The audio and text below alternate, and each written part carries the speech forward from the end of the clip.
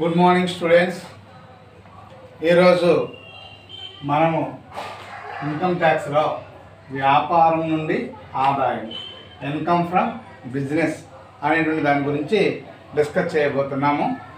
యాక్చువల్గా income from business అంటే ఏమిటి, ఇది ఏ రకంగా క్యాలిక్యులేట్ చేయాలి అనేటువంటి విషయాల్ని మనం చూడబోతున్నాం. అయితే ఇక్కడ ముందుగా మనం వ్యాపార ఆదాయము అనే దాని గురించి ఆలోచించేటప్పుడు ఇన్కమ్ ట్యాక్స్ ఇంట్రడక్షన్ చెప్పుకున్నప్పుడు మనం చెప్పుకున్నాం, వ్యాపారంలో ఆదాయాలు ఇల్లుంటే గృహాల మీద రావచ్చు, ఉద్యోగాలు చేస్తే జీతం మీద రావచ్చు, అలాగే షేర్లు కొంటే మూలధనాల మీద రావచ్చు. అదే రకంగా మనకి వ్యాపారాలు కానీ వృత్తులు కానీ ఉంటే, అంటే బిజినెస్లు కానీ ప్రొఫెషన్స్ కానీ ఉంటే వాటి మీద కూడా మనకి ఆదాయాలు రావచ్చు అని చెప్పుకున్నాం.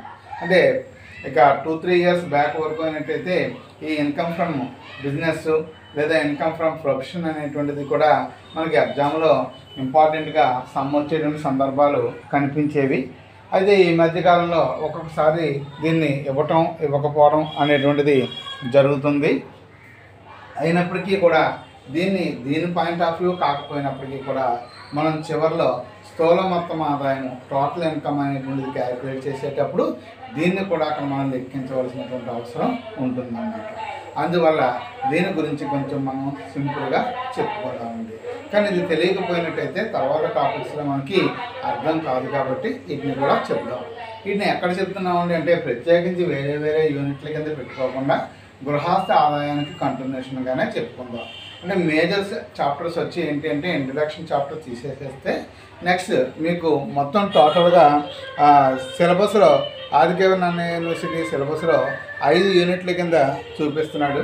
ఒకటి వచ్చి ఇంట్రడక్షను, రెండవది వచ్చి హౌస్ ఇన్కమ్ ఫ్రమ్ శాలరీస్, మూడవది వచ్చి ఇన్కమ్ ఫ్రమ్ హౌస్ ప్రాపర్టీ, నాలుగవది క్యాపిటల్ గెయిన్స్, ఐదవది ఇండివిజువల్ ఇన్కమ్ అంటే టోటల్ ఇన్కమ్ అంటే ఇన్కమ్ ఆఫ్ ఇండివిజువల్స్. ఇలా 5 యూనిట్స్ కింద చూపించాడు. కానీ హౌస్ ప్రాపర్టీలో చివరిని మాత్రం అని income from business and profession అని వదిలేశాడు. అందువల్ల దీని గురించి ఎంతవరకు క్లారిటీ అనేటువంటిది క్లియర్గా లేదు. కాబట్టి మనం కూడా ఏదైనా సబ్జెక్ట్ని విపులంగా నేర్చుకోవడంలో తప్పు ఏమీ లేదు. కాబట్టి దీని గురించి మనం చెప్తాం. ఎందుకంటే తర్వాత మనం సమ్స్ చేసేటప్పుడు ఇన్కమ్ ఫ్రమ్ బిజినెస్ అంటే ఏమిటి అనేటువంటిది మనకు అర్థం అవ్వాలి, కాబట్టి మనం చెప్తున్నాం. అందువల్ల మీరు ఏం చేస్తారంటే రెండో యూనిట్ అయినటువంటి మన రెండో యూనిట్గా మొదలెట్టినటువంటి గృహస్థ ఆదాయంలోనే మరియు ఇందులో అది గృహస్థ ఆదాయం అనుకుంటే దాంట్లో ఇది సెకండ్ కాన్సెప్ట్ కింద గుర్తుపెట్టుకోండి. సెకండ్ కింద గుర్తుపెట్టుకోండి. వ్యాపారం నుంచి ఆదాయం, income from income from business అండి. ఇన్కమ్ ఫ్రమ్ బిజినెస్ అంటే ఇన్కమ్ ఫ్రమ్ బిజినెస్ అంటే ఏంటి అంటే మనకి ఏదైనా వ్యాపారాలు ఉన్నప్పుడు వాటి మీద ఆదాయం వచ్చినట్టయితే ఆ ఆదాయాన్ని ప్రభుత్వానికి మనం ఎలా చూపించాలి, దాన్ని ప్రభుత్వం పన్ను చెల్లించేటప్పుడు ఏ రకంగా లెక్కలోకి తీసుకుంటుంది, ప్రభుత్వం పన్ను చెల్లించడానికి మన వ్యాపారం నుంచి వచ్చిన ఆదాయాన్ని ఏ విధంగా మనం చూపించాలి అనేటువంటి కాన్సెప్ట్ మనం ఈ యూనిట్లో ఈ టాపిక్లో చూడటం అనేటువంటిది జరుగుతుంది. టాపిక్ పేరు ఏంటండి అంటే ఇన్కమ్ ఫ్రమ్ బిజినెస్, వ్యాపారం నుంచి వచ్చినటువంటి ఆదాయం. మనకు చూడండి, ఒక ఫ్యాన్సీ కొట్టు, ఓ బట్టల కొట్టు, లేదా ఒక సూపర్ బజార్ అని ఇలాంటి వ్యాపారాలు ఏమైనా ఉండి ఆ వ్యాపారాలను మనం చేస్తున్నట్టయితే ఈ రెండింగ్లో ట్యాక్స్ కట్టేటప్పుడు గవర్నమెంట్కి ఏ రకంగా మన లాభాన్ని తెలియచేయాలి అనేటువంటిది మనం ఈ యూనిట్లో చూస్తామండి. మనకి వీళ్ళు ఇవ్వడం ఏమిస్తారండి అంటే లాభ నష్టాల ఖాతా ఇస్తారండి సమ్లో. అంటే లాభ నష్టాల ఖాతాలో మనకి ఏ సమాచారం తెలుస్తుందండి, క్రెడిట్ వైపు గ్రాస్ ప్రాఫిట్ ఎంత అనేది ఉంటుంది, తర్వాత కొన్ని ఆదాయాలు ఉంటాయి క్రెడిట్ సైడ్, డెబిట్ సైడ్ కొన్ని వ్యయాలు ఉంటాయి. అయితే క్రెడిట్లోంచి డెబిట్ తీసేస్తే వచ్చిన నికర లాభం ఎంతైతే ఉందో దాన్ని మనం నికర లాభం అని చెప్తాం. కానీ ఆ యొక్క నికర లాభంలో నిర్వహణ, ఇతర ఆదాయాలన్నీ కలిసిపోయి ఉంటాయి, నిర్వహణ ఇతర వ్యయాలన్నీ కలిసి ఉంటాయి. కొన్ని ఖర్చులకి గవర్నమెంట్ తగ్గింపు ఇవ్వదు, అటువంటి ఖర్చులు కూడా కలిసి ఉంటాయి. అందువల్ల మనం ఈ పన్నుని లెక్కించేటప్పుడు ఎంత వ్యాపారం నుంచి నికరమైనటువంటి ఆదాయం వచ్చింది, ఎంత నెట్ ప్రాఫిట్ అనేటువంటిది మనకు వచ్చింది అనేది తెలియజేయడానికి మనం ఒక స్టేట్మెంట్ తయారు చేసి దాని నుంచి వ్యాపారం నుంచి వచ్చిన ఆదాయం ఎంత అనేటువంటిది మనం కనుక్కుంటాం. అంటే ఇన్కమ్ ఫ్రమ్ బిజినెస్ అనేటువంటిది కనుక్కుంటాం. ఈ ఇన్కమ్ ఫ్రమ్ బిజినెస్ అనేటువంటిది కనుక్కోవాలి అంటే దీనికి కూడా ఒక ఫార్మేట్ ఉంది. హౌస్ ప్రాపర్టీలో చూడండి, స్థూల వార్షిక విలువ, నికర వార్షిక విలువ, పన్నులు, ఇలా ఇవన్నింటినీ ఎలాగైతే మనం లెక్కలో తీసుకొని చేస్తున్నామో అలాగనే ఈ యొక్క ఇన్కమ్ ఫ్రమ్ బిజినెస్లో కూడా ఒక ఫార్మేట్ అనేటువంటిది ఉంది.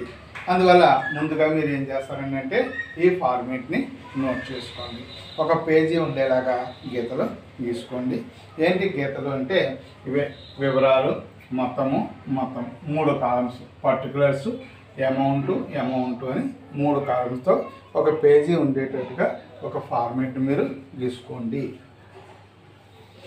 ముందుగా ఇంగ్లీష్ మీడియం వాళ్ళకి గీసుకోండి. వాళ్ళకి చెప్పేశాక తెలుగు మీడియం చెప్తాను కన్ఫ్యూజ్ లేకుండా. కాలమ్స్ ఏంటంటే పర్టిక్యులర్స్, అమౌంట్, పర్టిక్యులర్స్, అమౌంట్. పైన హెడ్డింగ్ ఏం పెడతారంటే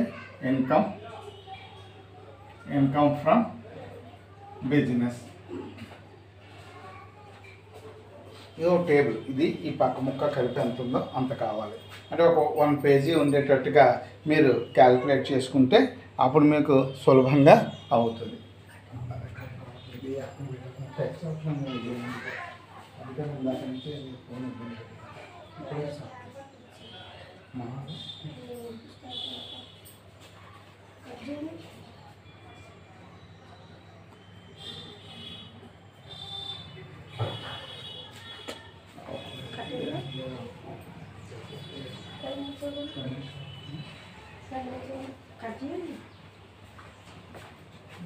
ఏది టచ్ అవ్వట్లేదు, అది కట్ అయిపోతే మనకు ఇప్పుడు దాకా చేసింది కాల్.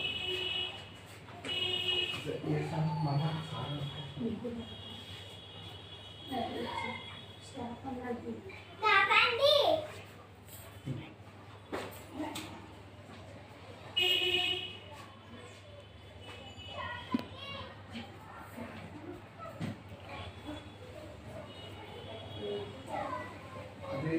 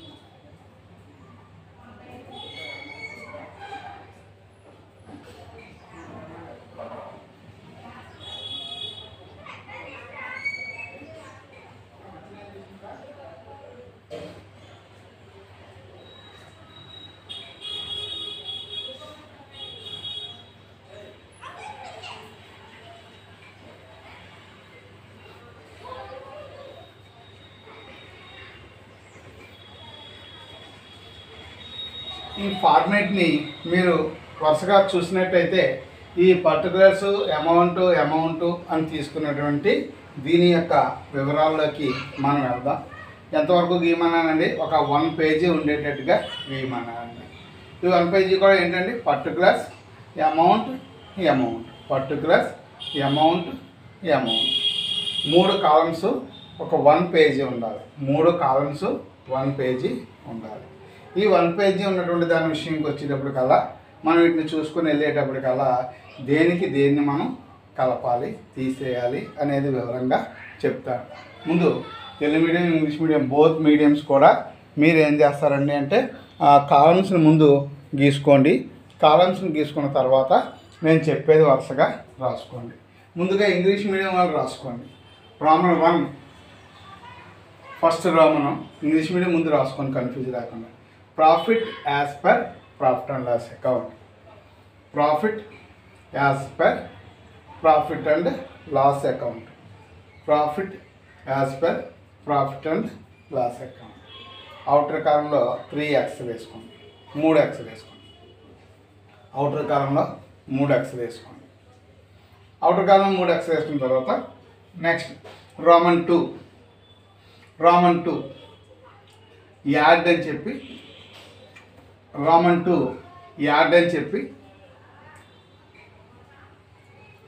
ఎక్స్పెన్సెస్ నాట్ అలౌడ్ అంటే కొన్ని ఖర్చులు ఇన్కమ్ ట్యాక్స్ డిపార్ట్మెంట్ వాళ్ళు అలౌ చేయరనమాట. అవి అంటే పర్సనల్ ఎక్స్పెన్సెస్ అన్నీ మీకు వరుసగా చెప్తాను, రాసుకోండి. Expenses not allowed. వాటిలో first reserves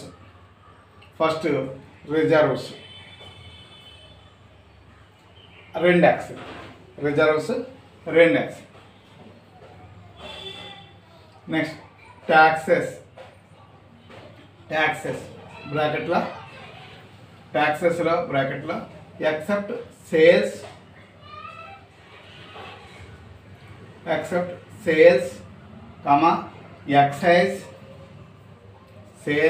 excise and municipal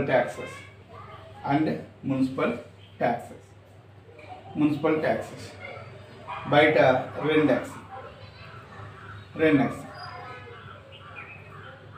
next rent on own building 2x. Rent on own building 2x.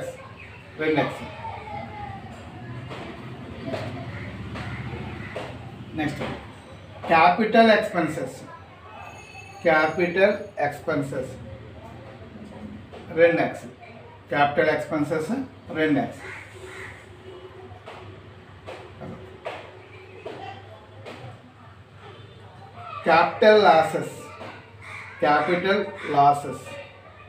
Capital losses 2x.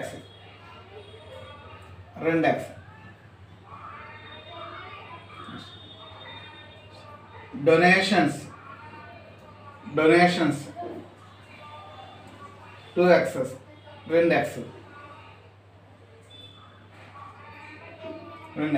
తర్వాత expenses on other sources 2x.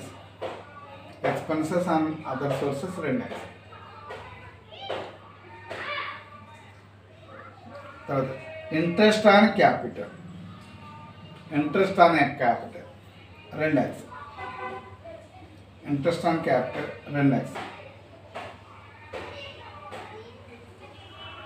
Personal expenses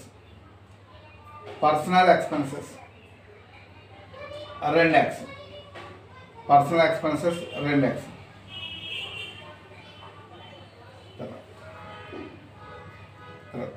depreciation not allowed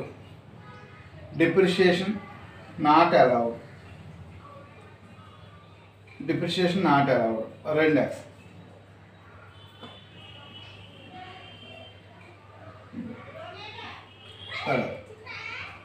bad debts not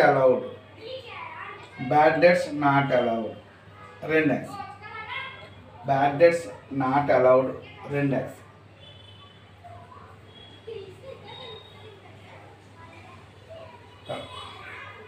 fines and gifts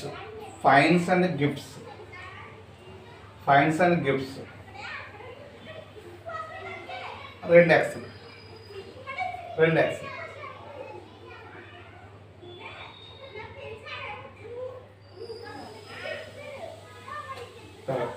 proprietor salary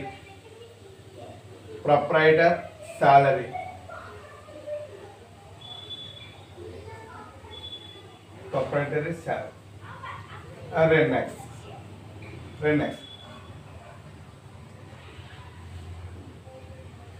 Other not allowed expenses.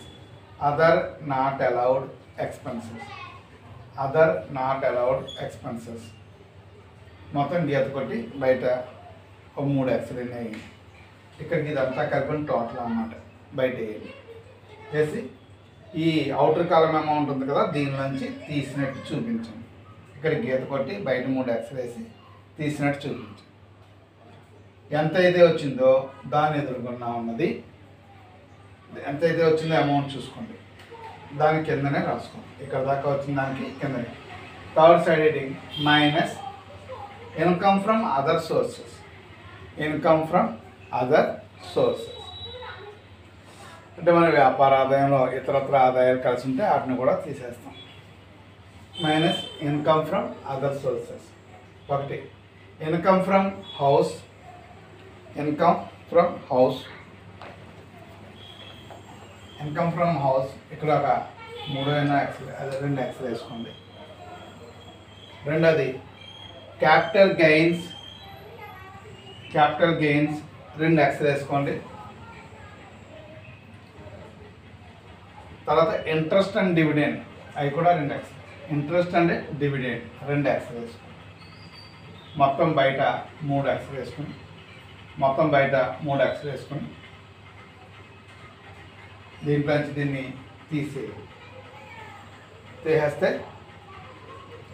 తీసేస్తే income from business.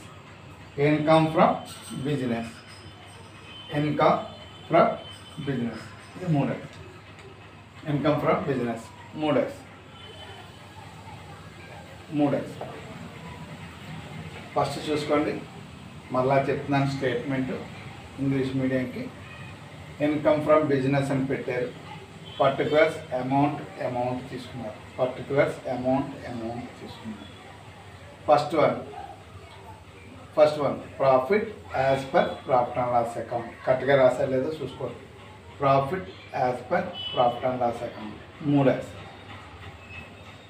Next add అని చెప్పి expenses not allowed side heading.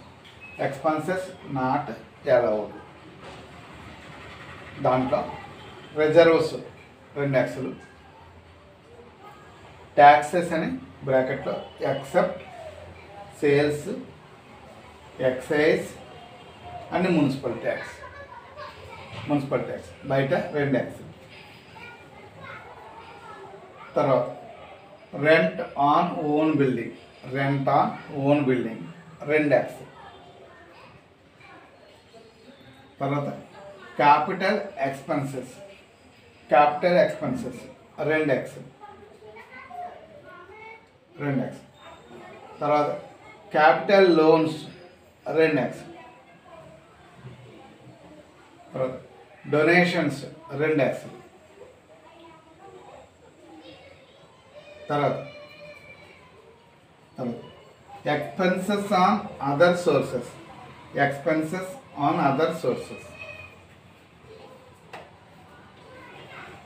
తర్వాత interest on capital.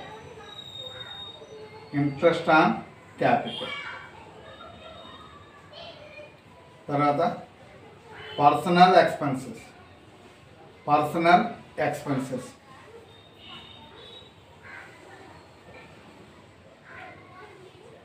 తర్వాత depreciation not allowed.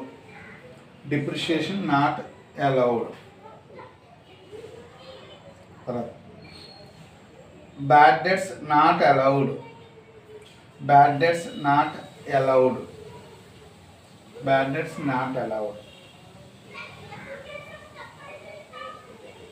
తర్వాత fines and gifts ఒక 2 X.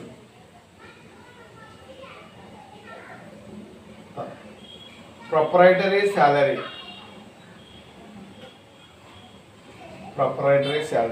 2 X. తర్వాత other not allowed expenses 2 X. మొత్తం బయట వేసారు. పై ఇన్కమ్ నుంచి దీన్ని తీసేసారు. ఇది యాడ్ కదా, పైదానికి దీన్ని కలిపారు. యాడ్ కదండి, పైదానికి కలిపారు. ఈ కలిపిన దాంట్లోంచి third Roman minus income from other sources. దాంట్లో ఫస్ట్ ఇన్కమ్ ఫ్రమ్ హౌస్ 2 ఎక్స్లు. తర్వాత క్యాపిటల్ గెయిన్స్ 2 ఎక్స్లు. Interest and dividends 2 X. మొత్తం బయట వేసి దీని నుంచి తీసేసారు. అప్పుడు వచ్చిందే ఆన్సర్. అదేంటంటే ఇన్కమ్ ఫ్రమ్ బిజినెస్. ఇప్పుడు ఇంగ్లీష్ మీడియం ఫార్మేట్ రాసుకున్నారు, ఇది చదవండి బాగా. ఫార్మేట్ చదివితే అప్పుడు లెక్క చేయడం మీకు అలవాటు అవుతుంది. అలాగే తెలుగు మీడియంలో కూడా ఫార్మేట్ గీయండి. ఇలా పేజీ ఉండేటట్టు గీతలు గీసుకోమన్నాను, పేజీ ఉండేటట్టు గీసుకోండి. గీసుకున్నాక హెడ్డింగ్ ఏం పెడతారంటే, హెడ్డింగ్ వ్యాపారం నుండి ఆదాయం అని పెట్టు. వ్యాపారం నుండి ఆదాయం, వ్యాపారం నుండి ఆదాయం. ఒకటో పాయింట్ వేసుకోండి, రోమన్ 1 అని వేసుకోండి. రోమన్ 1 వేసుకుని లాభ నష్టాల ఖాతా ప్రకారం లాభం అని రాసుకోండి. లాభ నష్టాల ఖాతా ప్రకారం లాభం, లాభ నష్టాల ఖాతా ప్రకారం లాభం. ఒక 3 ఎక్స్లు వేసుకోండి. లాభ నష్టాల ఖాతా ప్రకారం లాభం అని 3 ఎక్స్లు వేసుకోండి. 3 ఎక్స్లు వేసుకున్నాక దాని కింద రెండో పాయింట్ యాడ్, యాడ్ లేదా కూడుము అని రాసుకొని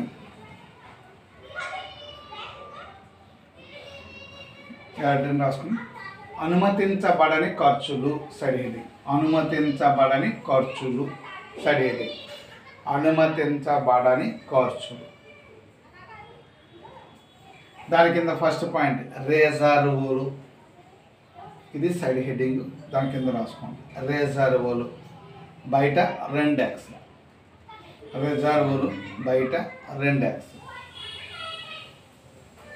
దాని తర్వాత పన్నులు, పన్నులు అని రాసుకొని, పన్నులు అని రాసుకొని బ్రాకెట్లో అమ్మకపు పన్ను,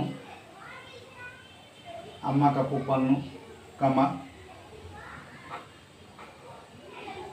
ఎక్సైజ్ పన్ను, అమ్మకపు పన్ను, కమ ఎక్సైజ్ పన్ను, కమ మున్సిపల్ పన్నులు.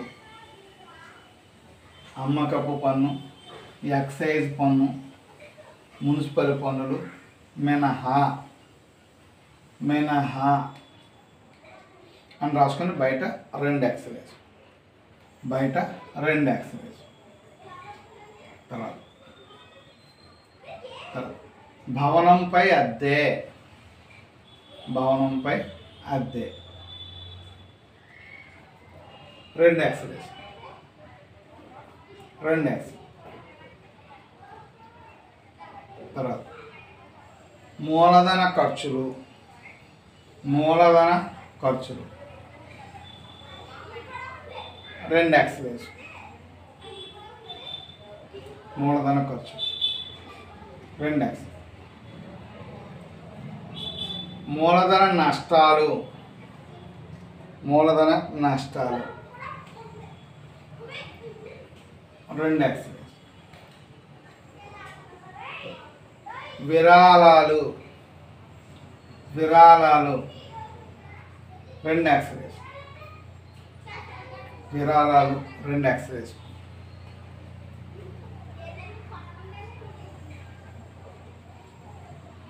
తర్వాత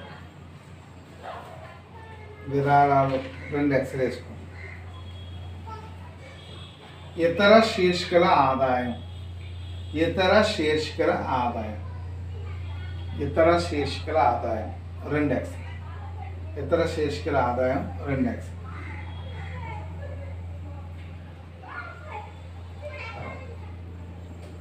మూలధనంపై వడ్డీ, మూలధనంపై వడ్డీ, మూలధనంపై వడ్డీ 2x వేసు, 2x. తర్వాత వ్యక్తిగత ఖర్చులు, వ్యక్తిగత ఖర్చులు 2x వేసు, వ్యక్తిగత ఖర్చులు 2x వేసు. అనుమతించబడని తరుగుదల, అనుమతించబడని తరుగుదల, అనుమతించబడని తరుగుదల 2x.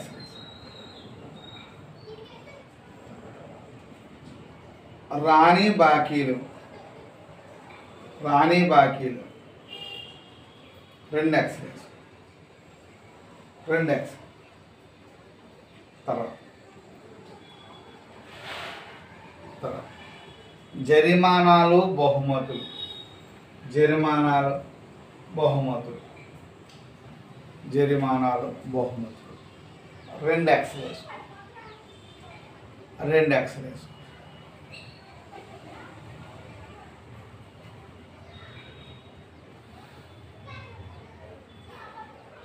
తర్వాత యజమాని జీతము.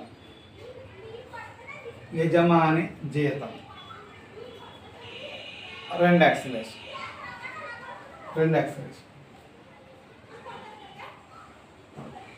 అనుమతించబడని ఖర్చు. అనుమతించబడని ఖర్చు. అనుమతించబడని ఖర్చు 2 ఎక్స్లు వేసుకుని ఇక్కడికి ఇలా చూడండి, ఇలా పొడిగా గీత కొట్టి ఈ టోటల్ మొత్తం బయట వేయండి. ఈ అన్నిటి యొక్క టోటల్ బయట వేయండి.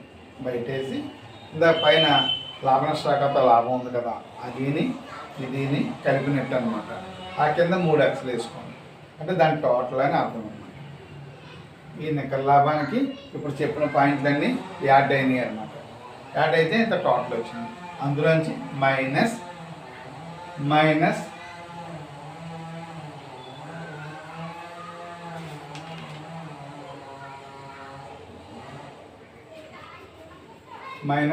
ఇతర శీర్షికల ఆదాయం. ఇతర శీర్షికల ఆదాయం మైనస్ 3వ పాయింట్ అన్నమాట. ఫస్ట్ రోమను, సెకండ్ రోమను, 3వ రోమను మైనస్ ఇతర శీర్షికల ఆదాయం. ఇతర శీర్షికల ఆదాయం. అందులో ఫస్ట్ పాయింట్ గృహాస్తి నుంచి ఆదాయం. గృహాస్తి నుంచి ఆదాయం 2 ఎక్స్. గృహాస్తి నుంచి ఆదాయం 2 ఎక్స్. తర్వాత మూలధన లాభాలు 2 ఎక్స్. మూలధన లాభాలు 2 ఎక్స్.